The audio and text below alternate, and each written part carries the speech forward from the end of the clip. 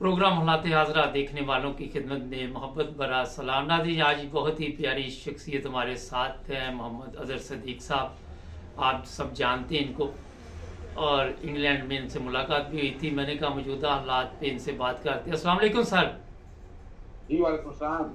Sir, आजकल पाकिस्तान के जो हालात हैं उसमें एक बड़ा अहम सवाल है कि 200 मुकदमात इस वक्त इमरान खान के ऊपर हैं। तो ये किस तरह ये 200 मुकदमात में रहाई मिलेगी? एक में जमानत होगी, दूसरे में गिरफ्तारी होगी। तो पीटीआई का क्या आप देख रहे हैं, इंतखाबात में कैसे हिस्सा ले सकती है? बहुत शुक्रिया जी। बुनियादी तौर पर एक बात तो बड़ी बात यह है, इसको हम पॉलिटिकल इंजीनियरिंग का लफ्ज कहते हैं जी। कि ये पॉलिटिकल इंजीनियरिंग हो रही है और इसमें हमारी अदालतें भी खामोश बैठी हैं और नजर आ रहा है कि झूठे बेबुनियाद पर्चे जो हैं वो दर्ज किए गए और उस पे अभी तक इमरान खान साहब, अगर देखा जाए तो गैर कानूनी में अगर कह दूं तो कोई हर्ज नहीं है, एक सीधा केसेस के अंदर जेल के अंदर मौजूद हैं।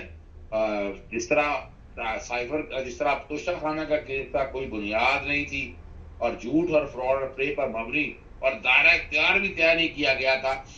इमरान खान साहब की सजा वहां सस्पेंड हो चुकी हुई है जी।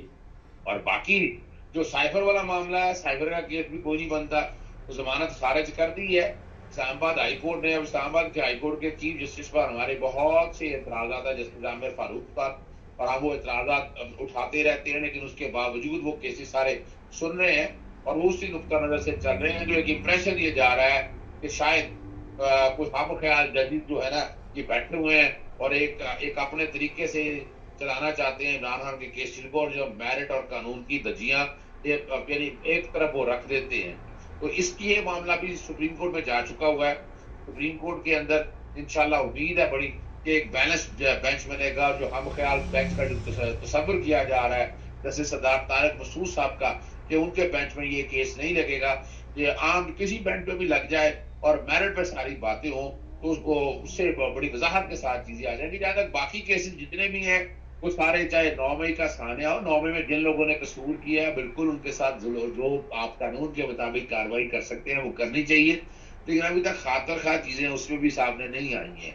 इमरान खान साहब को डायरेक्ट तरीके से इन्वॉल्व किया गया। इमरान खान साहब तो 9 तारीख को गिरफ्तार थे जी। और इस्लामाबाद हाईकोर्ट के अंदर जिस तरह उन्हें गिरफ्तार किया गया, कोई वारंट ऑफ अरेस्ट सर्विस नहीं कराए गए थे, तो अल्टीमेटली सुप्रीम कोर्ट ने भी वहां से रिहाई दिलवाई थी कि ये गलत हुआ। पर उसके बाद फिर अगर आप उठाकर देख लें, यहाँ आप ये जो चीज समझने वाली है कि जितने भी केसेस हैं कोई एक केस ऐसा नहीं है कि जो जिसको आप कह सकते हैं वो मेरिट पे बना हो और वो चल सकता हो।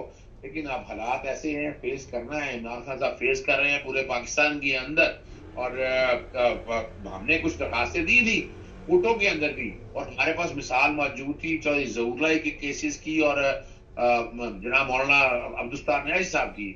तो उनमें कोर्टों ने वो सारे के सारे मुकदमे खारिज कर दिए थे कि ये सियासी बुनियाद पर हुए हैं। लेकिन हमने यहाँ ये देखा कि चौधरी परवेज लाई के एक केस में छोड़ते हैं, दूसरे में गिरफ्तारी, दूसरे तीसरे में हम सब ये देखते आ रहे हैं कि इसमें तकरीबन पाकिस्तान तहरीक इंसाफ के साथ यही हो रहा है। एक दिन लगता है पर्चा दर्ज हो जाता है और पता भी नहीं समझ आती हो, चाहे जितनी भी इन्वेस्टिगेशन करनी है आप एक दफा, कानून यही है। लेकिन यहाँ जिस तरह ये मामला चल रहा है ना, वो साबित कर रहा है कि पॉलिटिकल इंजीनियरिंग बड़ी हो रही है, मैसिव लेवल के ऊपर हो रही है। और पाकिस्तान तहरीक इंसाफ या इमरान खान साहब उसको फेस करते आए हैं और फेस करते रहेंगे कि किसी से कोई ना रो मांगा ना रो मांगेंगे। जी, बहुत शुक्रिया सर। ये बताइए कि 9 मई के वाकयात में जो लोग मुलव्वस थे, पहले उनको गिरफ्तार किया गया, कहा गया कि ये दहशतगर्द हैं, इन्होंने इस तरह जना हाउस पे हमला किया, और बाद में उनको कहा गया ये बड़े पाक साफ है, उनकी एक नई पार्टी बना के तो उन्हें पेश किया गया। ये समझ से कुछ बाहर है, लोगों को समझ नहीं आ रही कि फिर वो केस किधर गए वो सब। अच्छा, यही तो एक निजाम है ना, यही तो निजाम जो है ना, निजाम अदल के ऊपर मुंह चढ़ा रहा है कि जो लोग जाके प्रेस कॉन्फ्रेंस कर दें या टीवी इंटरव्यू कर दें या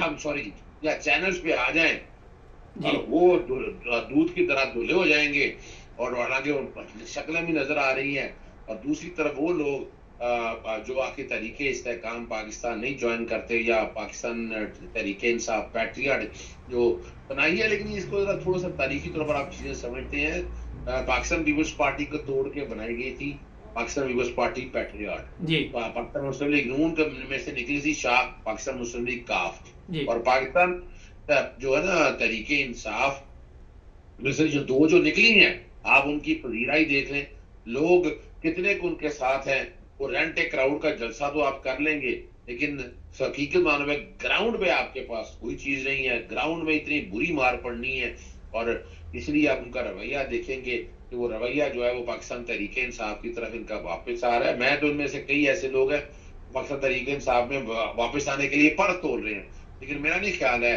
कि इमरान खान साहब इनमें से अक्सरियत को रखेंगे।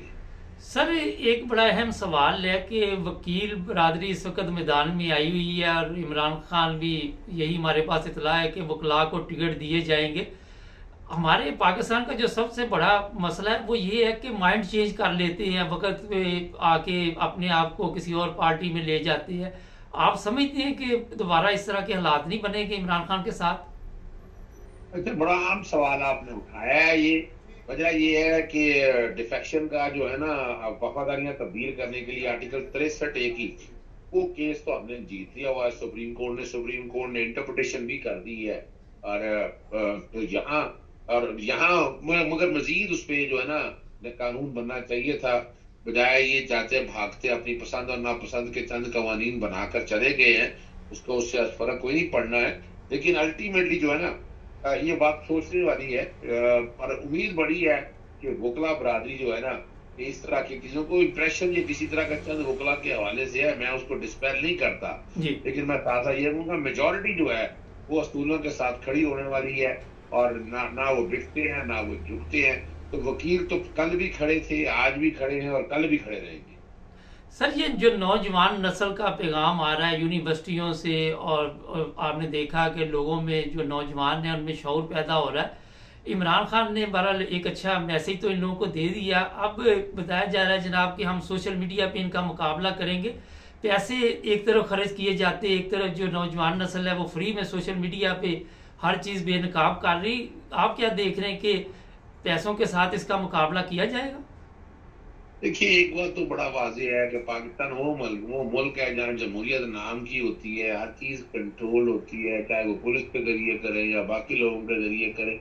यहाँ भी हमने देखा है कि ये भी जो एक निज़ाम है उसी तरह का हाइब्रिड निज़ाम नजर आता है लेकिन यहाँ फर्क है कि बैरूनी दुनिया के अंदर रूल ऑफ लॉ की बात की जाती है पाकिस्तान में रूल ऑफ लॉ पे बात करना एक जुर्म है और ऐसा जुर्म है कि आप उसमें से बच नहीं सकते और आप एकदम शिकंजे में आ गए तो आप फंस जाएंगे। मुझे खुद बताएं ना अब अरफे शरीफ के साथ क्या हुआ इमरान रियाज के साथ क्या हुआ और उसके अलावा बड़े बड़े नाम अभी टीवी चैनलों में से नाम निकाल दिए लोगों को नौकरियों से निकाल दिया हुआ है।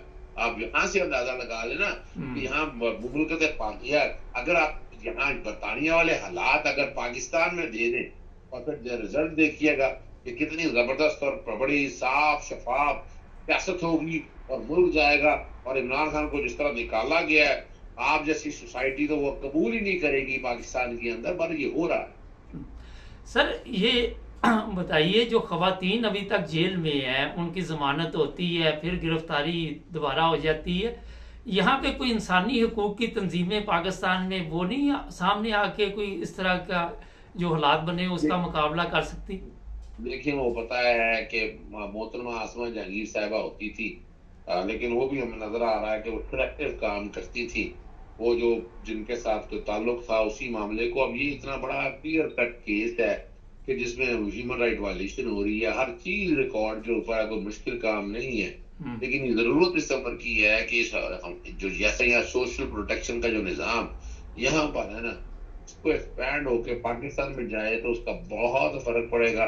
साथ ना बाकी छोटे मोटे काम जो है ना वो भी हो जाए।